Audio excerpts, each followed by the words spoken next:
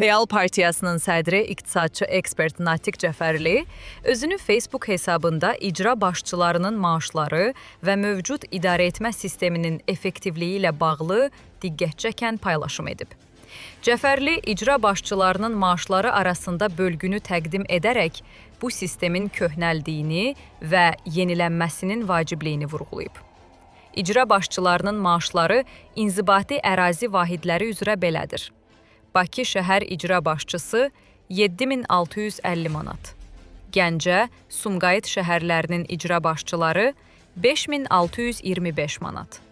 Əhalisi 100 mindən çox olan rayonlar: Abşeron, Masallı, Şəmkir və s. 4587 manat.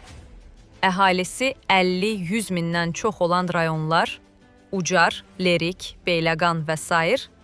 4225 manat. Əhalisi 50 mində olan rayonlar: Xızı, Sədərək, Daşkəsən və s. 3837 manat. Bu məbləğdən 14% gəlir vergisi, 3% Dövlət Sosial Müdafiə Fonduna, 2% tibbi sığorta, 0,5% işsizlik sığorta haqqı tutulur.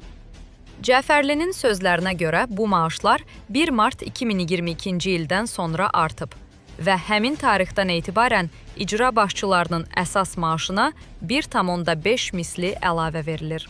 Məsələn, 2022-ci ilə qədər Bakı şəhəri icra başçısının maaşı cəmi 3060 manat idi. Xızı rayonunun icra başçısı isə 2012 və 2022-ci illər ərzində bütün vergilər çıxıldıqdan sonra ayda təxminən 1700 manat alırmış.